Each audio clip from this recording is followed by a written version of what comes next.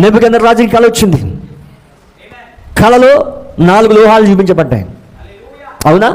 బంగారం చూపించబడింది, అలాగే ఇత్తడి చూపించబడింది, అలాగే ఇనుము చూపించబడింది. నెబుకద్నెజరు యొక్క బంగారము, అలాగే వెండి, ఇత్తడి, ఇనుము ఇవన్నీ చూపించబడ్డాయి. అంటే నెబుకద్నెజరు ఆ ప్రతిమను చూసినప్పుడు ఆ 4 లోహాలు చూపించబడ్డాయి అంతే. కానీ దాన్ని వివరించాలంటే ఒక దానియేలు కావాలి. ఇప్పుడు దానియేలు ఆ 4 లోహాల కోసం మాట్లాడట్లేదు. అది సింబాలిక్గా చూపించబడింది, గురుతుల రూపంలో చూపించబడింది. అది అర్థమవుతుందా? నెబుకద్నెజరు గురుతుల రూపంలో చూపించబడింది.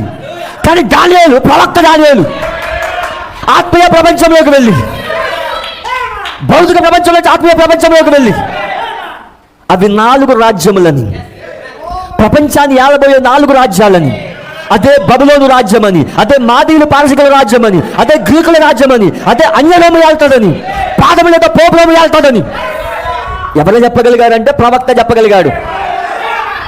ప్రవక్తగా ఎలా తెలుసు అంటే ఆత్మీయ ప్రపంచంలోకి వెళ్ళి ప్రవక్త దాన్ని పొందుకుని చెప్తా ఉన్నాడు. అక్కడ అంతమాత్రమే కాదు, 4 జంతువుల కోసం చెప్తా ఉన్నాడు. సింహం యొక్క శక్తి, అభిషేకం, అలాగే ఎలుగుబంటి యొక్క అభిషేకం, చిరుతపులి యొక్క అభిషేకము, అలాగే 7 తలలు 10 కొమ్ములు కలిగిన మృగం. ఇవన్నీ ఎలా చెప్పగలిగాడు?